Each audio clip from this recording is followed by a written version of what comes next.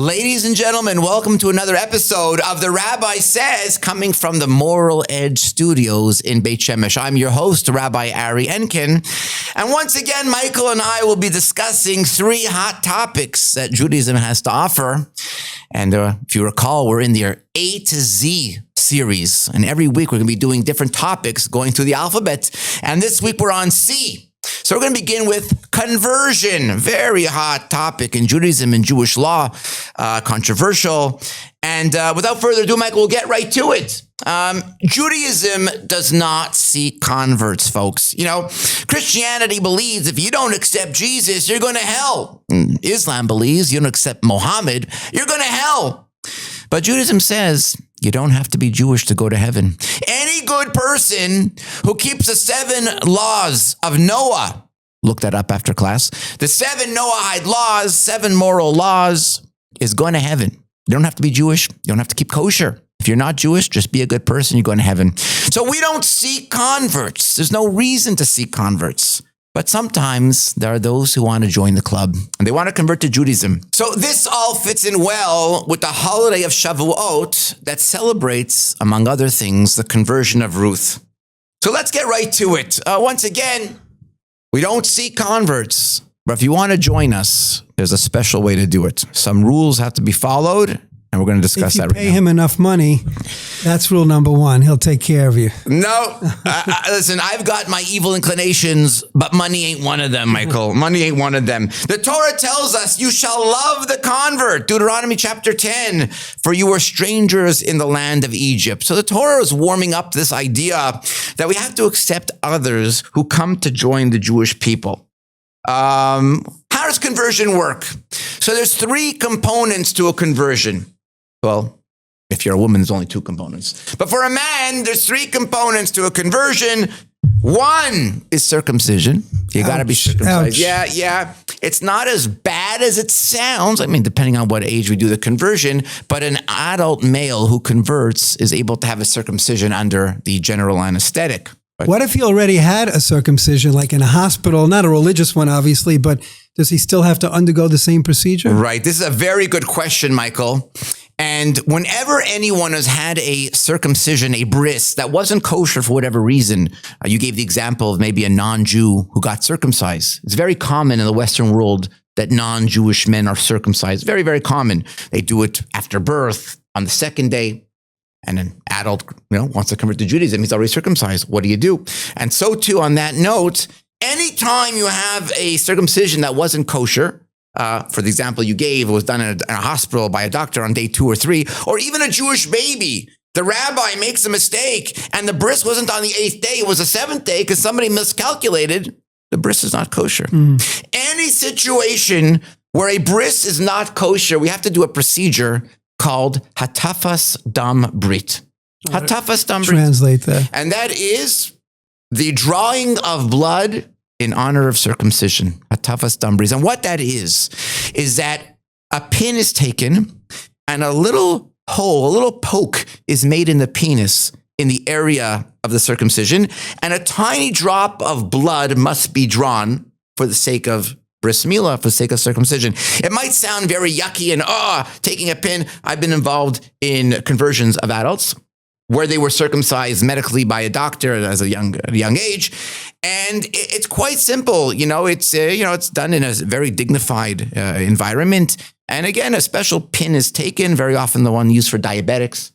And a certain area at the head of the male organ is, poked, pricked, tiny drop of blood, and you're done. That is the bris, the circumcision for those who are circumcised.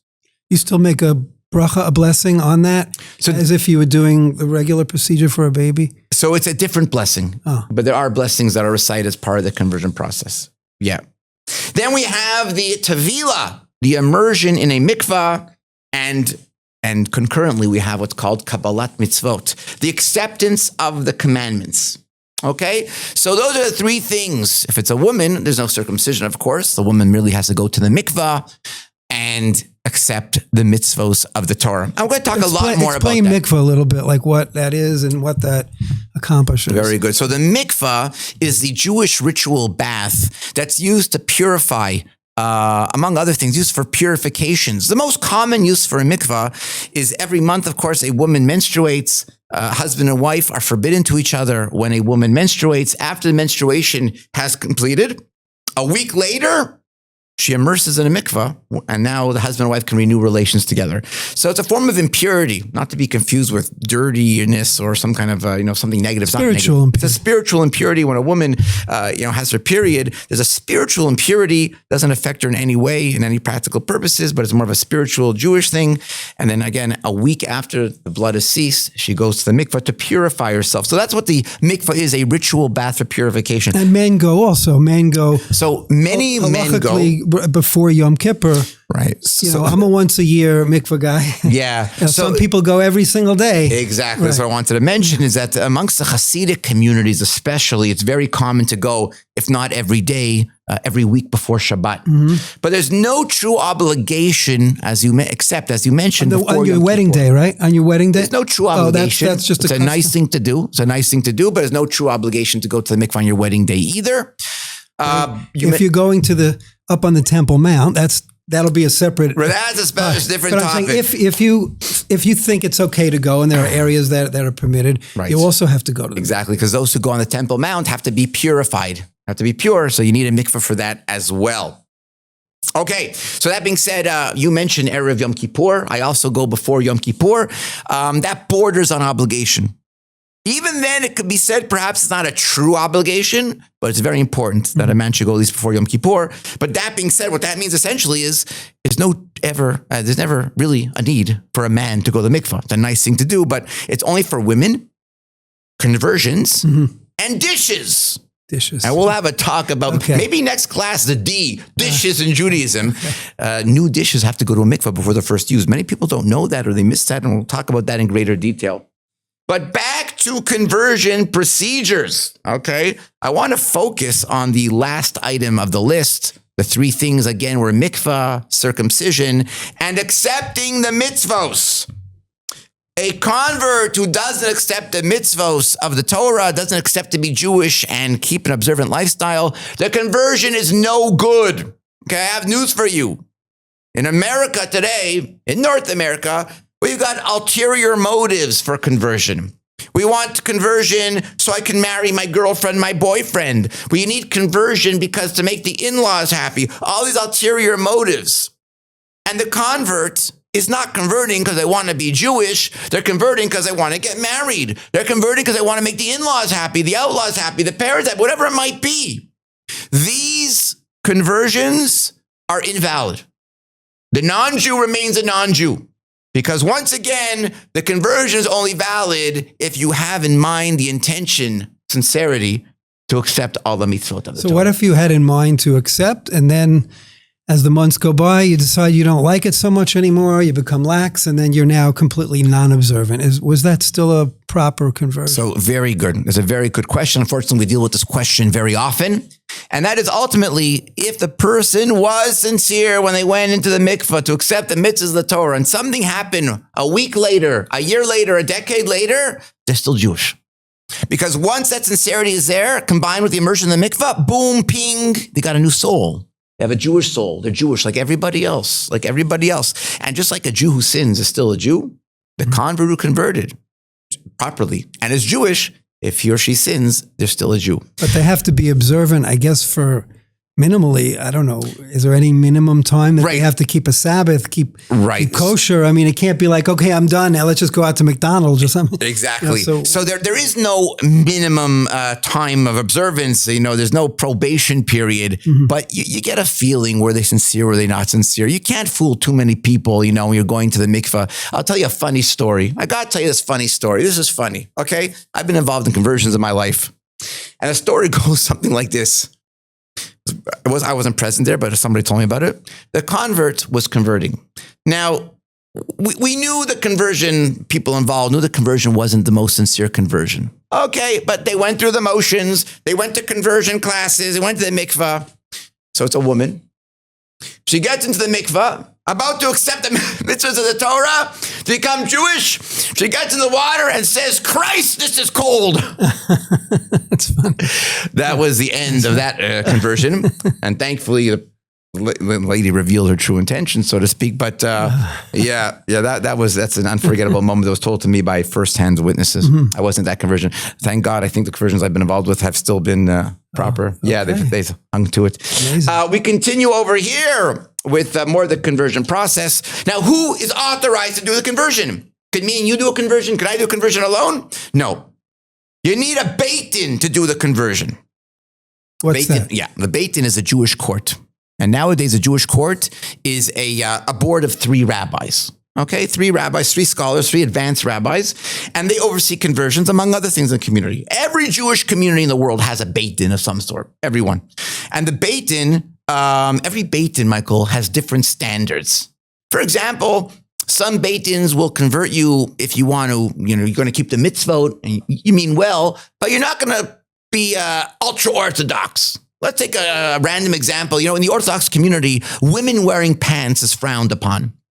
Not exactly sinful, not exactly evil, but we know the reality is, without getting into details, in the Orthodox community, women wearing pants is frowned upon. So what if a woman, she wants to convert, and she really wants to keep Shabbat and kosher? She's not doing it just for marriage, but she needs those pants, Or another even more sensitive topic is hair covering for women.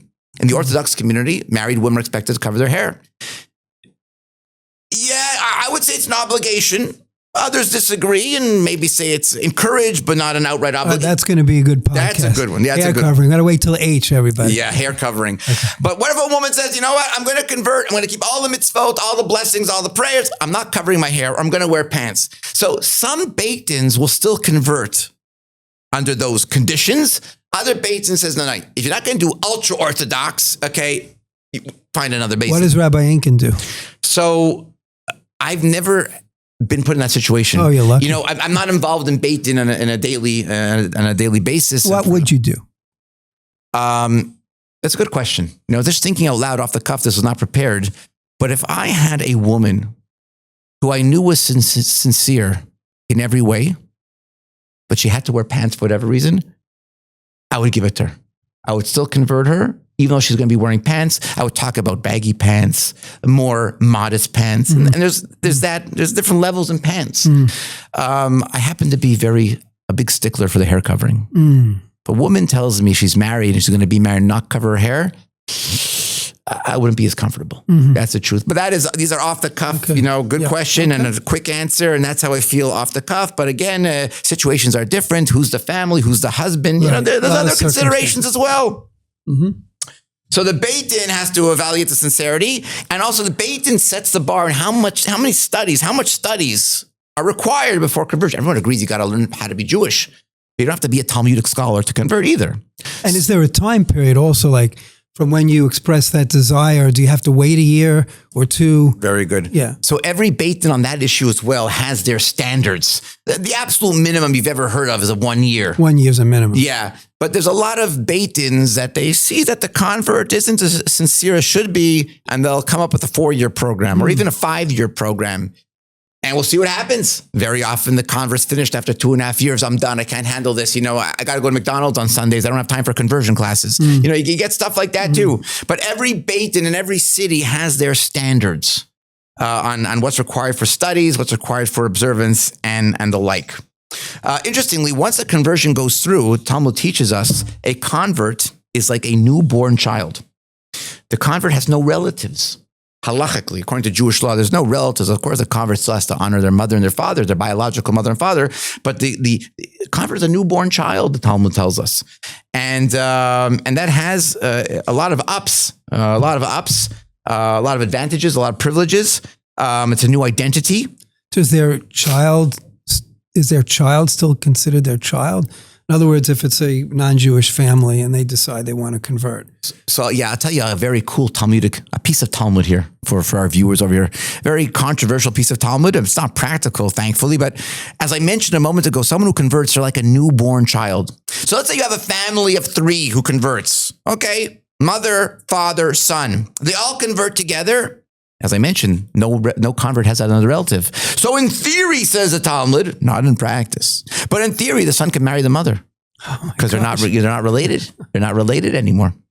So, of course, that would never happen. It's unacceptable for other reasons, but that's literally what it means, a newly born individual. So if a father and a son convert at the same time, once they become Jewish, are they considered father and son?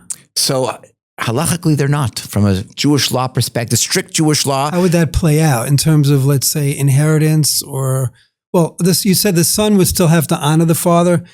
If a son converts or the father converts, both convert. So it was a non-Jewish father-son, now it's a Jewish father-son. There are laws of kibbud av va'em where a child has to honor their parents. Yeah. So does that child have the same obligation? It's not the same obligation. It's a lower level obligation.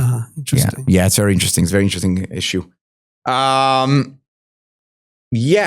that's about and as I mentioned earlier that after conversion, a new soul comes into the body. Okay, next thing I want to talk about, and this is a little controversial, is conversions in the state of Israel. Oh, that's a good one, huh? Yeah. So the state of Israel only recognizes conversions if they're done in Israel, if they're Orthodox. The state of Israel only recognizes Orthodox conversions to be Jewish. But the state of Israel, for the purpose of the law of return, says that any conversion performed outside of Israel by any nominally competent rabbi is Jewish for the purpose of the law of return.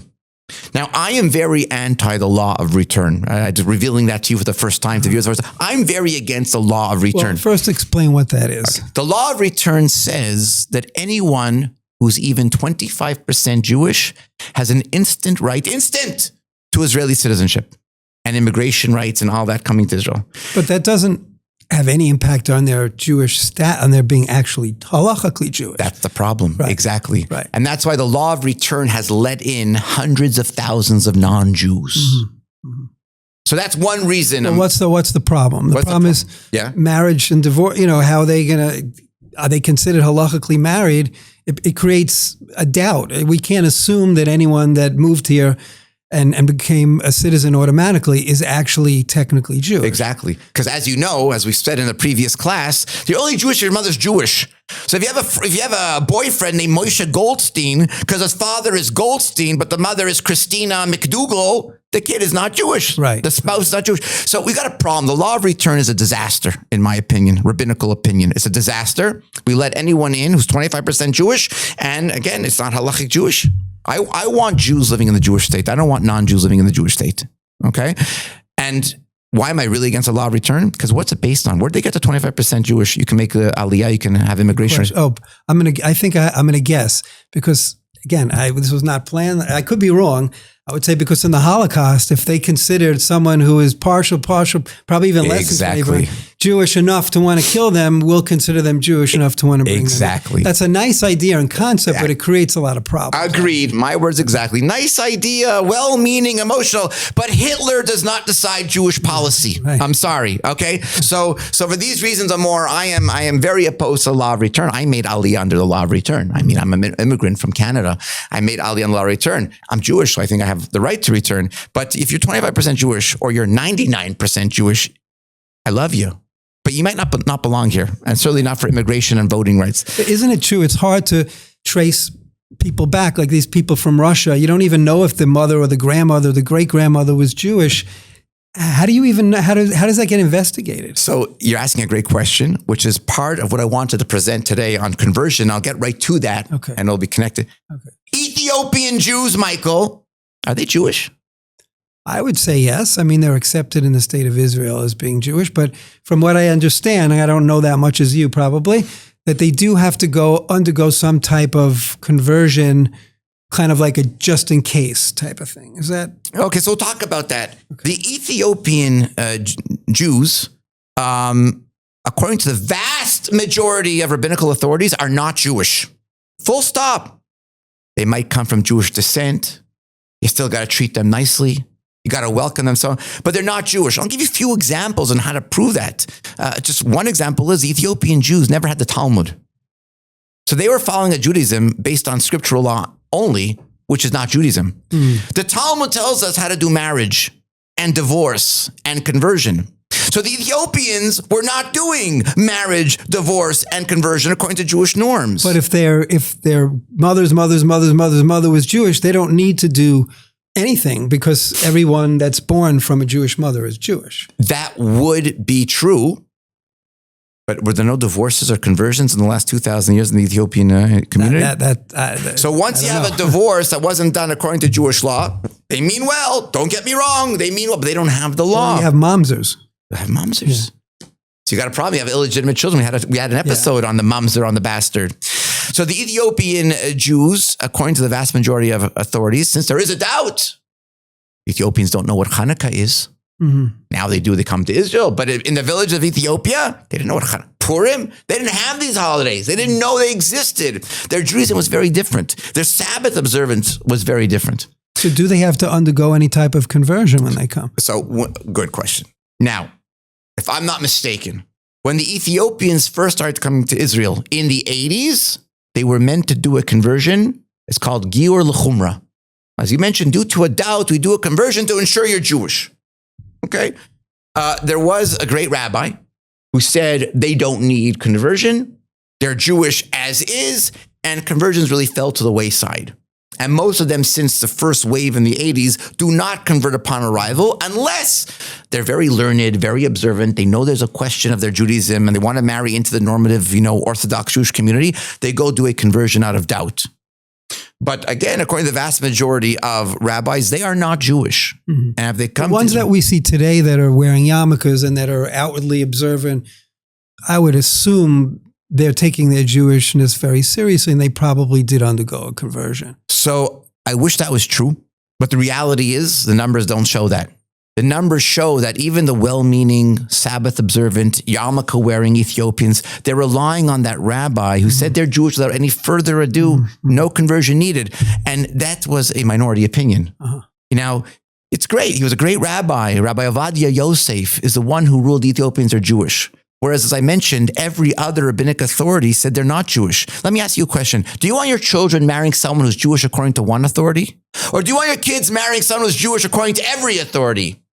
Obviously, but there is a simple solution, just convert. Exactly. These people are anyway, the ones that are observant, they're not changing their lifestyle. They don't have to go in a 2-year course, right? Right. They can just say, I want to do this just in case. Yeah. And it's a 15-minute procedure. Right. But the reality is it's not happening. Maybe, it's an ego thing. I'm as Jewish as you are. Why should I? You came from Poland, you came from Russia, you do a questionable conversion. You do a Giur L'Chumra. So they feel, in fact, in our congregation, we have a frequent visitor who's black, an Ethiopian Jew, a frequent visitor, a learned boy. He's in yeshiva. And I had a discussion with him once. He never converted. Uh-huh. So you have a person here who's a scholar, a Talmud Chacham, a Sabbath observant, but I don't think he should be called to the Torah or counted for a minyan because I don't think he's Jewish. Hope you didn't tell him that, or did you? Well, no. Well, he's a very learned person, so we could talk Torah in depth. How did he react to it? He understood my position. But he didn't say he was volunteering to convert. No, he wouldn't do a conversion. Rabbi Ovadia Yosef said, I'm Jewish. Everyone else can go jump. That's Rabbi Ovadia Yosef was the one? It was his ruling. That's a huge rabbi. Huge rabbi. You have a lot to rely on. Huge rabbi. But again, do you want your grandchildren being Jewish according to one authority? Or do you want your grandchildren to be Jewish according to every authority? I want my grandchildren being Jewish according to every authority. So, the fellow in question, he's a type of person who knows that it's not personal. Right. And I'm very loving with him and friendly with him. Just don't think he's Jewish. Great guy. Love to have him over and party with him. I just don't think he's Jewish. But that is an issue. So you're back to the Russians, how we got into this. Those Russians who can't prove they're Jewish, they need conversion or they're not Jewish. Now, as a general rule, the older generation that made Aliyah in the 80s when Shimon Peres brought all the Russians to Israel, that generation, for a large part, were still able to prove their Judaism. Tombstones, ketubas, photographs, family heirlooms. But now, 2025, 2026, the younger generation, there are many that don't have any proof that they're Jewish. We have a girl locally here in Beit Shemesh that I'm working with for a conversion, and she apparently is Jewish. Her mother is Jewish, and her grandmother is Jewish, but she has zero documentation because of years of assimilation. And she's doing a conversion now. Wow. I'm helping with a conversion. Okay, wow. Amazing. A fascinating topic. Fascinating. I love it. Okay, we should move on to the next topic. Okay. Although It sounds like you've got more here. Maybe we'll do when we hit C again in the next round. We'll do conversions number 2. But fascinating, Rabbi Ari, really very, very interesting stuff. Thank you. Okay, so we can choose the next topic. We want contraception or do we want cosmetic surgery? Both interesting. I'll let the rabbi decide. Okay, let's go to contraception. Okay, contraception in Judaism. We believe in having babies. We're pro-life. Pru urvu, says the Torah, be fruitful and multiply. So halacha gives us an obligation to have children. Now here's something very interesting, 2 very interesting things. What is the halachic definition of having children? Talmud tells us you have fulfilled the mitzvah. A boy and a girl. You got it. A boy and a girl. The Gemara in Yevamot. Another interesting thing is the mitzvah of having children really is only upon the man. The woman is a participant in the mitzvah. She gets a mitzvah for it, don't get me wrong, but the obligation. If a woman decided, I don't want to get married, I don't want to have children, in theory, she's not doing anything wrong. Now, why would that be? We have a general rule that time-related commandments, mitzvos, women are not obligated in anything that's time-bound, but mitzvahs that are for all times, that aren't limited to a specific day or evening or night or anything like that, are for everybody. Women are equally obligated as men. So why would this be a commandment that's only for men, not for women? Very good question. The answer is because the act of making children, right, the sexual relations, the male is the active participant, generally, stereotypically, and the woman is a passive participant. And that's why the man actively makes the children. Well, but is the mitzvah to have relations or to have children? I mean, obviously you need to do one to get the other, but you can have relations, and let's say there's a family that's unfortunately childless. Are you fulfilling the obligation by trying?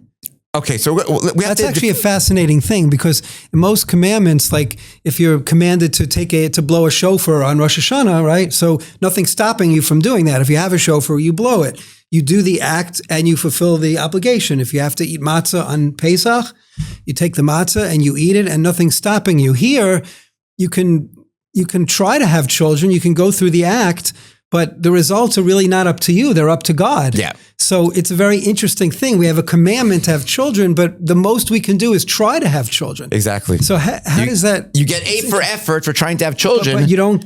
But if one of the spouses is infertile, you don't have children, you don't get the mitzvah. Ultimately, you don't get the mitzvah. But God gives you schar, reward for trying. But at the end of the day, it's up to him, right? Exactly. So he actually determines whether you can properly fulfill that mitzvah. Yeah, because you have a family with 9 daughters and no sons, you don't get the mitzvah. Right. You mentioned something, I wanted to just talk about that for a brief moment. You mentioned that, if it's a time-related commandment, women are exempt, and non-time-related women are obligated like men. That's not a true statement. Excuse me. It's not a true statement. I'll give you another example from the Torah portion a week ago or so. The Torah tells us we cannot shave the corners of our head, right? You get a haircut, get a haircut 24 hours a day, almost 7 days a week, right? You can get a haircut.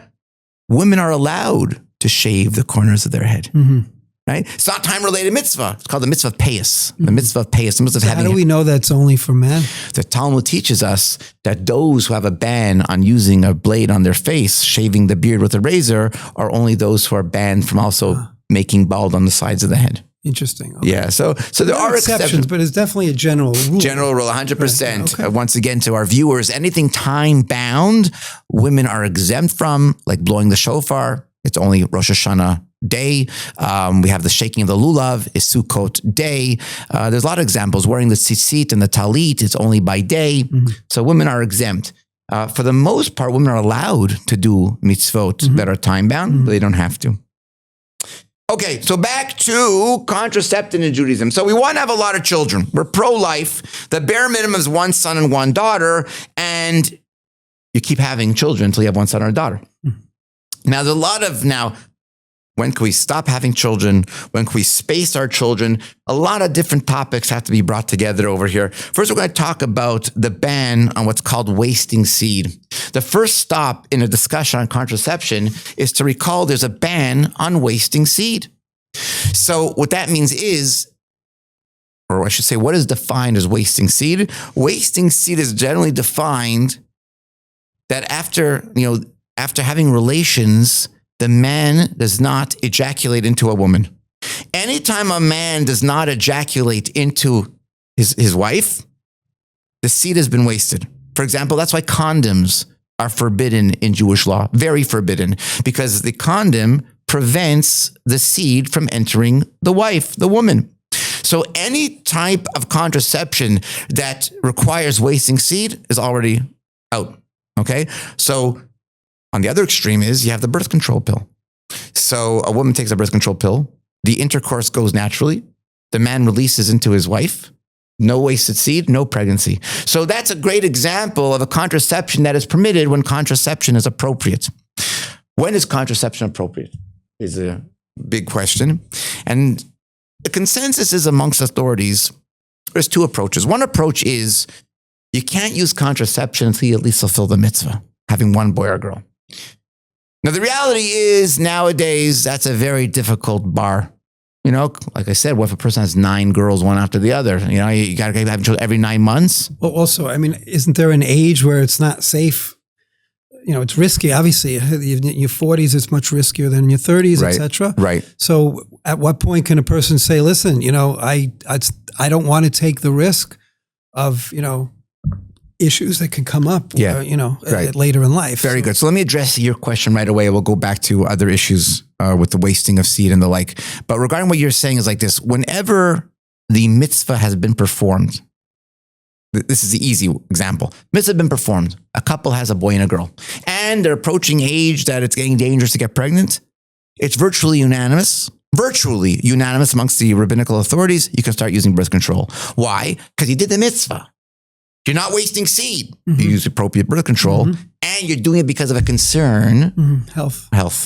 On that note, this is extended to even younger ages that maybe there's a mental health issue involved. Maybe it's not good emotionally for a woman to get pregnant. Maybe the marriage is a little bit rocky and they need time to develop the marriage together, and having another child in 9 months won't help that. You know, they have to build the marriage together. What about is a financial issue? Because you hear people saying, oh, I can't afford kids. You know, I'm not going to have, is that legit? So it is legit. There are rabbinic authorities that say a financial consideration is grounds for contraception. Doesn't God give you as many kids, you know, if he gives you the kids, isn't he supposed to help you to provide? You know, that is the leap of faith. That is having trust in God. And it's a very nice policy. I believe it's a nice policy, but the reality, it's not halachically binding. Rabbi Moshe Feinstein is the one who allows birth controls for financial considerations. Really? Wow. Yeah. And that's a major authority. It's a major authority. Wow. So yeah, that's not unanimous. But that's after you have a boy and a girl, probably. Correct. If you're starting out and you can't pay the bills, you know, so we just won't have kids, that's probably not okay, right? So it's less good. I wouldn't say it's not okay. Once again, you know, you're just starting out. If you're starting out and you don't have money to pay the basic bills, there's concerns there in the marriage. There's going to be some I'm saying it's not just financial. There could be emotional issues and things like that. That is also justification for contraception. Ideally, after the boy and girl has come, but there are couples who start their marriage out on birth control, contraception for 1, 2, 3, 4 years because they feel, their parents feel, their rabbis feel they need the privacy, they need the quiet to build the foundation of a marriage. Also today, you know, divorce is becoming so common, unfortunately, amongst very young. You hear so many times, they're married 2 months, they're married 2 weeks even, they're married a year, you know, and obviously there's a lot of complications, makes it much more difficult when there's a child. So I imagine if the marriage is rocky to begin with, or there's some issues, you know, why complicate things? Exactly. Just to make things and crazy. They use contraception. That's exactly right. Is that a trend though? That's more like, say, more of a modern trend in the old days in Europe, right? They didn't do this. Right. Europe is different, but in the modern day is we believe in the physical health, we believe in the emotional health, psychological health, marital stability. These are all considerations in birth control. And for the reality is that most Orthodox couples today, you know, I do a lot of counseling and that kind of thing. They're using some form of birth control / pacing. It's not like, you know, the olden days, every 9 months, we're potentially going to have a child. It's not working like that anymore. And I think it's good. There are such people. There are such people, and the kol hakavod to them, all the power to them. If they can manage, that's great.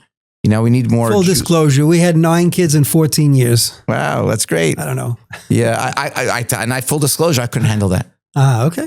my marriage, my vibes, my mental health, my wife's, we couldn't handle it. You don't have kids like mine. If you did, you'd be able to. Because they're angels. You're right. Michael, you're right. Your kids are very, very special. Baruch Hashem. Let's go back to the types of contraception that are permitted in Jewish law. So we said that anything that requires wasting seed like condoms would be forbidden. So certainly withdrawal. People use what they call natural contraception withdrawal.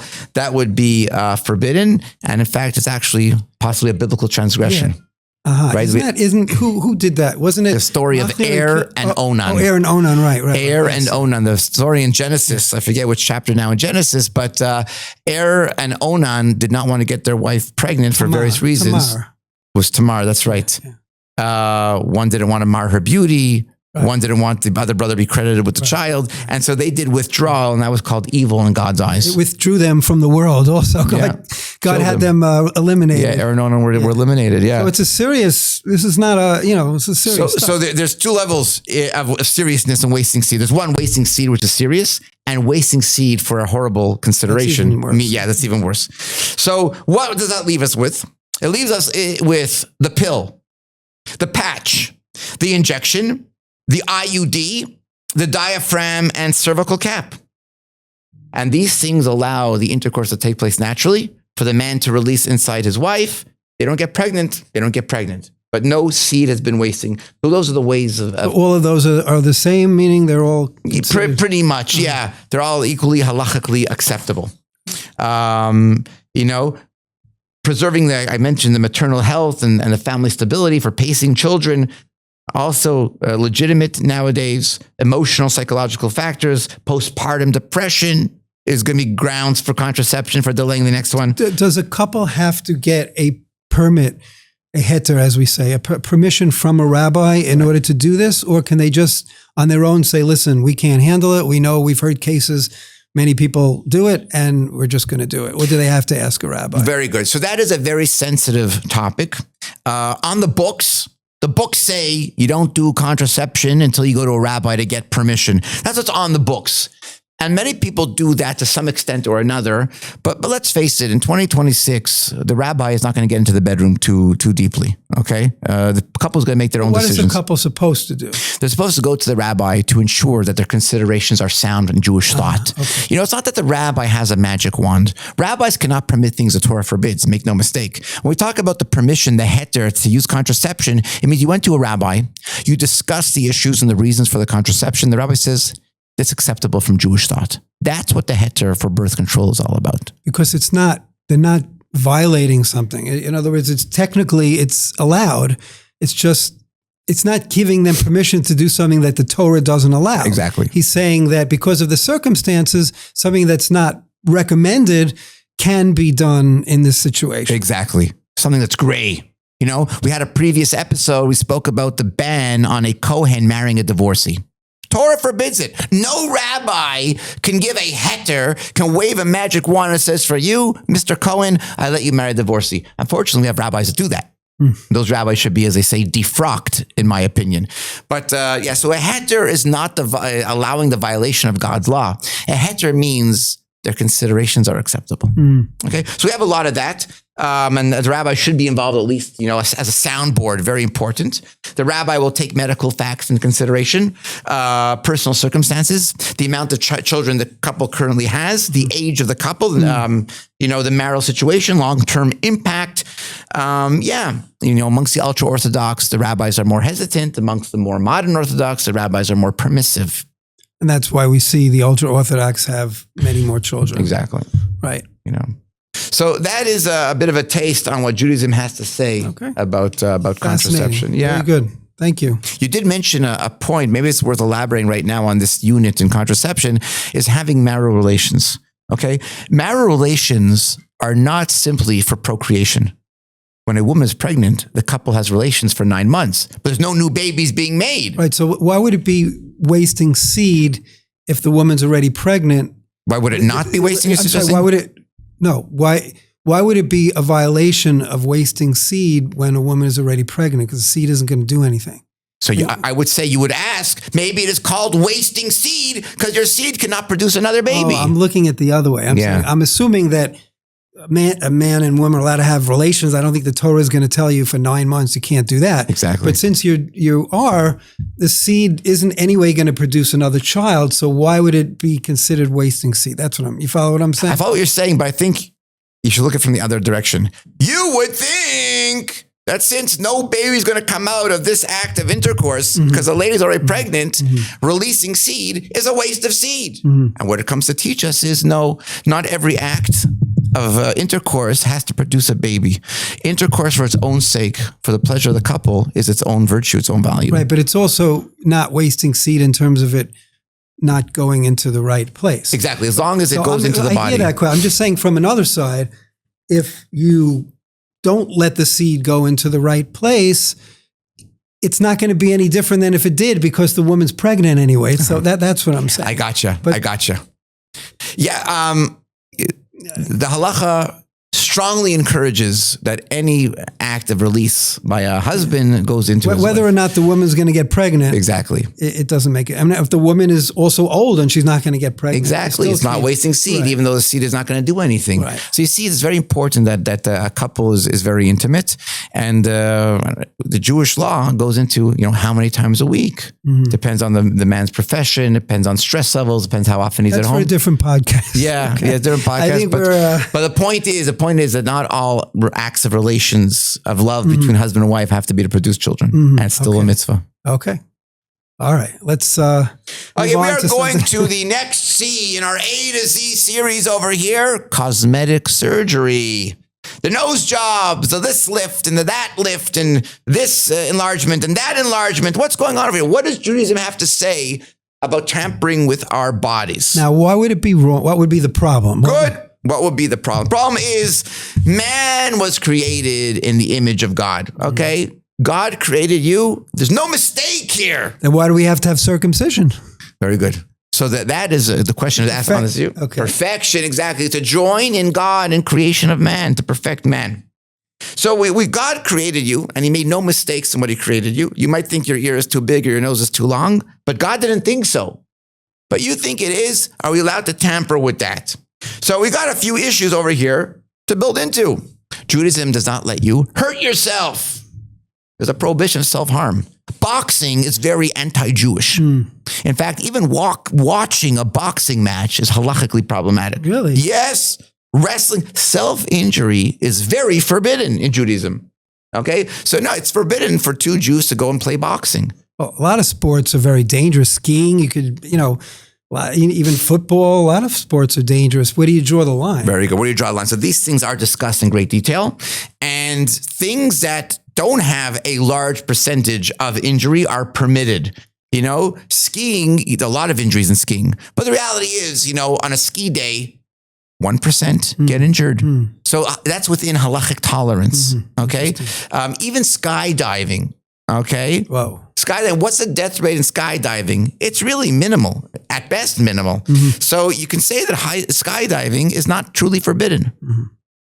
I think it should be forbidden. I'm not for it. Yeah, I agree with you. It sounds like we have a good session for S. I don't know, Yeah, a lot of stuff. Well, together, sports. Safety, skydiving, self-harm. Yeah, we got some good stuff over there for the S. Okay. But self-harm is a very serious issue. Causing a wound to your body, and every surgery is a wound to your body, is not simple. It's got to be well justified. Level of danger. We just spoke about that now. You're not allowed to put yourself in danger. Okay, you're not allowed to put yourself in danger. Doing things that are dangerous are forbidden. So let's talk about where these cosmetic surgeries are clearly permitted. Accidents. Someone, busts their nose in an accident. They want to get their nose fixed and recentered. That will be permitted. Correcting deformities of birth are permitted. Post-cancer reconstruction is permitted. Restoring normal functioning after some kind of event is permitted. Removing suffering. And that's subjective. What's defined as suffering? Mental suffering or physical suffering? Well, often the rabbis say that a physical suffering will lead to mental suffering. So a person can be so bothered by their nose, it drives them crazy stress-wise. And that would be permitted, according to many, to do this surgery. But here's a problem. You want a facelift. You want liposuction. Is this healing or is this unnecessary alteration? Healing's allowed. The Torah says, do anything to heal. Bloodletting, right? That was very popular. Yeah. It was believed that letting blood was a cure to all kinds of illnesses. We know today that's not the case. But healing is permitted. But unnecessary alterations, purely, vanity is not allowed. It's not allowed. So what do we do? What do we do? Where do we draw the line? Well, yeah, I'd say, where do you draw the line? Someone could say, listen, I'm having all this anguish because I don't look a certain way. Yeah. So most rabbis will allow the cosmetic surgery for those reasons. Embarrassment. Everyone's going to say that. I mean, what's someone going to say? What are they going to say? Why they want to change the way they look? Because they want to feel better about themselves. They have some kind of a problem with how they are. I mean, what else is there? What else could it be?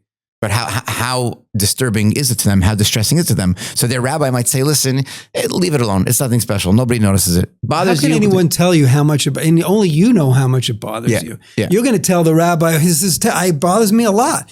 Was the rabbi going to say, no, it doesn't? I mean, is there a situation where a rabbi would actually say, it doesn't bother you that much, therefore don't do it? Just like we spoke about in the previous episode about discussing contraception with your rabbi, just to bounce it off him to ensure your thinking is legit. Here too, a similar situation. Have you had questions like this? Have people come to you on a little bit? Ladies have come to me for all kinds of, disturbing bodily issues. And it happens to be the case I dealt with. It was quite urgent. So I told him to do it. But, it's subjective. It's subjective. There is room for it. Embarrassment is big. Jewish law is very protective on embarrassing people and embarrassment. So some person's going to be embarrassed because they have this deformity or that deformity. That's going to be allowed. Social stigma, low self-esteem, but just ego.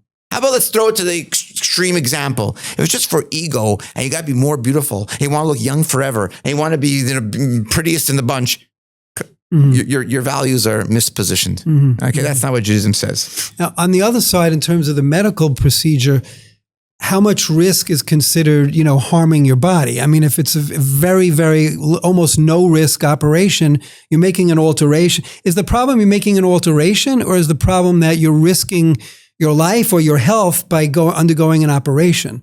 Like, is it God created you, with this kind of nose or this kind of whatever, and who are you to change it? Or is it, don't go ahead and put yourself under the knife or something, or under anesthesia that could potentially harm you? Right. Which is it more? So there is the philosophy, should I be tampering with my body from the way God made me? Now, people are born with crazy deformities, and they deserve to have it fixed and to fit in. God, you take the other side. God created you with that deformity. If he didn't want you to have that deformity, he wouldn't have created you. So why are you very good not living with it? Okay, so the answer is, halacha recognizes, Jewish law recognizes that there are some deformities that are not normative. Might scare other people. Okay, they're not normative, and they're not. But God made them that way. Go back to God and say, "Hey, I'm just." So you could also ask the question: as a person gets sick, maybe God made you sick. God wants you sick. Who are you going to a doctor? Why are you going to a doctor to get healed? Okay, that's right. It's the same idea. Same idea. So the answer is that you're allowed. So He created you with a. I'm just like in terms of the philosophy behind. Yes, when you get sick, obviously he made you sick, but he also created doctors, and he wants you to do the most that you can do to help yourself, to heal yourself. You're saying similar to that, if he created you with a deformity from birth that causes you pain, bothers you either physically or emotionally or both, it's like an illness. It's no different than if you get an illness when you're perfectly healthy and then the next day you're sick. You got it. This is something you've got from birth, and he wants you to deal with that as if it's a sickness that you got after birth. You're permitted to deal with it. Yes, absolutely. So, and amongst the rabbinic authorities and modern names today, Rabbi Moshe Feinstein, Rabbi Waldenberg, Rabbi Vadia Yosef, different levels of permissibility. Rabbi Moshe Feinstein, the authority of North American Jewry, is generally discouraged all cosmetic surgery unless they're, quote, significant psychological suffering. Again, you asked, where do you draw the line between significant and minimal? I don't know, but that's Rabbi Moshe Feinstein's ruling, and the procedure has to be safe. Nowadays, truth be told, everything is safe. Open heart surgery today is quite normative. 20, 30 years ago, open heart surgery was prepare your will. We don't know what's going to happen the next day, right? Nowadays, literally, it's normative surgery like a hernia. And yeah, the death rate by open heart surgery is less than skydiving, So procedures are safe nowadays. That was Rabbi Moshe Feinstein. Significant psychological suffering. Rabbi Waldenberg, Eliezer Waldenberg, known as a Tzitz Eliezer, his specialty was medical law, by the way. So he was said self-harm is a serious halachic consideration, unnecessary risk, and he was very into altering God's creation. I mean, he was very into that. So he said there had to be clear emotional suffering and a very strong justification to allow the cosmetic surgery.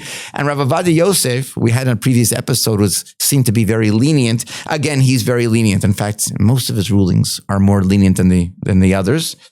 And he says, well, improve your quality of life. Go for it. Mm-hmm. Go for it. Quality of life. Okay. Is surgery considered doing an injury, making an injury like boxing? I mentioned this boxing and wrestling and all these karate things. You can't go hurt yourself knowingly. But is this called bodily injury? So some of these authorities say yes, some say no, and some say it depends what kind of procedure you're having.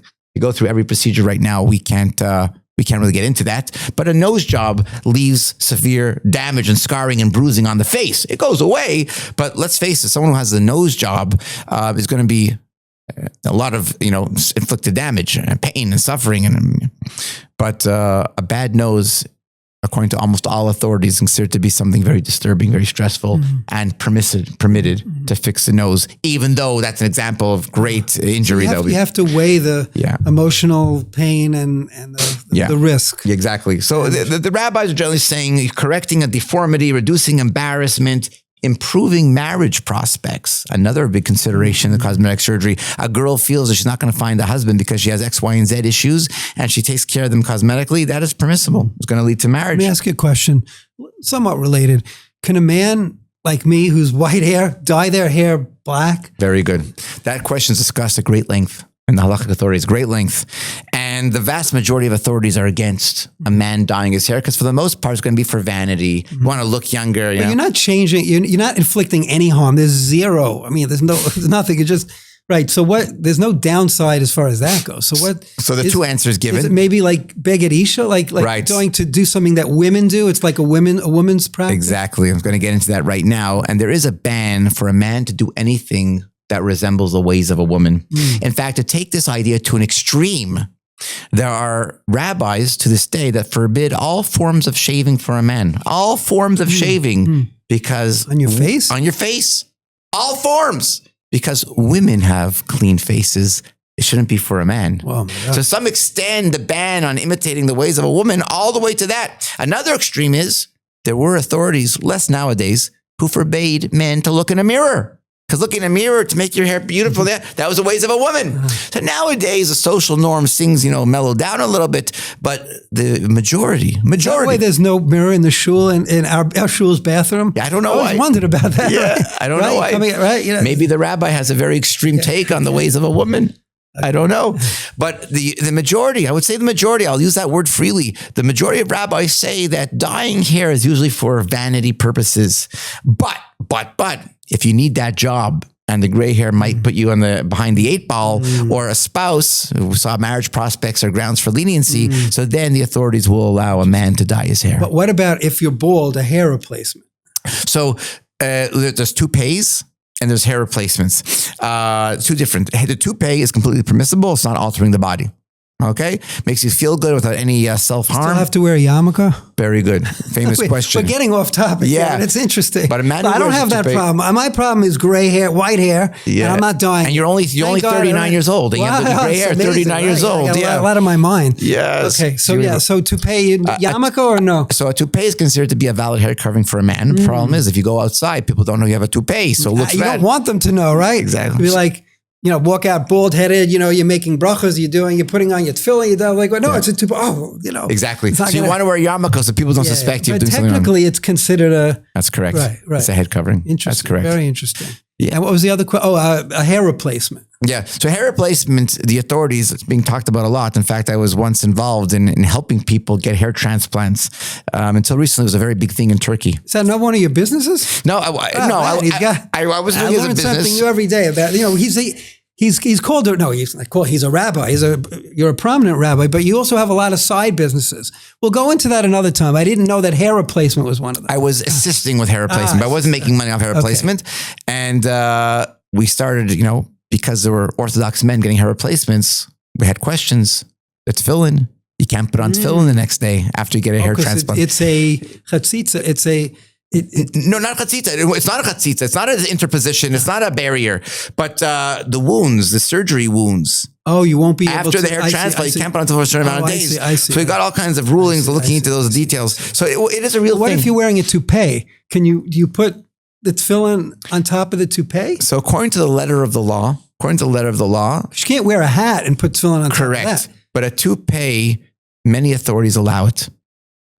The Rashba, if you want to get a name there, the Rashba does. They had toupees in the old days? Oh yeah. Oh really? Oh yeah. It predates 15, 14. Yeah. Wow. Yeah. Just way back. Wow. It goes way back. Looked like mops. They looked like mops back in the day, but they had toupees. So according to the letter of the law, the tefillin is actually not a barrier on the toupee.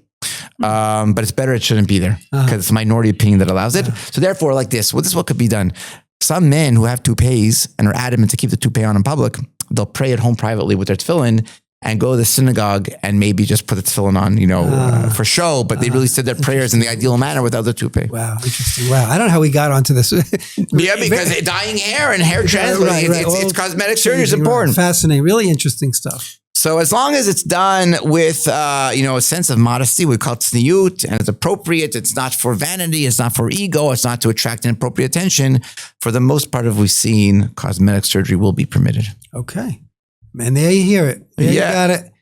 So, wow, we covered a lot today. Yeah. We really did. We started out with, I don't remember, what was the first time? No. Well, we did contraception today. We did conversion. Conversion. Cosmetic. That was fascinating. Nowadays, everyone's on the shots, the weight loss, the shots, right? Everyone's losing weight, liposuction, stomach tucking, stomach bending shots. Is that allowed in Jewish law? A lot of literature coming out on that now. A lot of literature. For the most part, it's allowed, even though you're harming yourself with those shots. And if you do the surgery with the stomach, you're really harming yourself. You're changing the body in crazy ways. But being overweight is so unhealthy. And it's very, stressful, emotionally stressful. So the vast majority of rabbis are allowing all these weight loss tricks and measures. Today, look, so much is about mental health, right? So much physical things affect the mental state. And it seems to be, a time where people are very sensitive and rabbis understand that. Yeah. You mentioned mental state. I cited very often is with the orthodontic treatments. People are missing teeth. They want new teeth. It's a bit of a wound to make new teeth, but they're encouraging that that it's completely permissible and normative to have teeth. And we have kavod habrios. Let's conclude on the idea of kavod habrios. And that is human dignity is paramount in Jewish law. In fact, human dignity, kavod habrios, is so important that very often the prohibitions of the Torah do not apply if it meant to protect someone's dignity. A lot of leniencies in Jewish law to protect dignity. So here too, with cosmetic surgery, if you feel that your dignity is compromised, very often that alone will allow the cosmetic surgery. Very nice. Wow. Yeah, that's a great episode. I think we had a great episode, Michael. It was fantastic. Really great. This is it's a lot of fun. Yeah, I learned a lot. Hope you're learning something. Send comments. You probably have a box over there somewhere, or send to the website. We want your feedback. We want your ideas for future topics. Give us ideas. We'll be happy to present it to you. Definitely. Write in the comments. Yeah. Tell us what you think of Rabbi Ari. Yeah. Only if it's good, by the way. Yeah. Lashon hara. Remember Lashon hara. We'll get to that. That's L. We're only up to D next time. Okay, amazing. Now, feedback is always welcome about the moral edge in general and the Rabbi Says in particular. Until next time, ladies and gentlemen, see you soon. Bye-bye.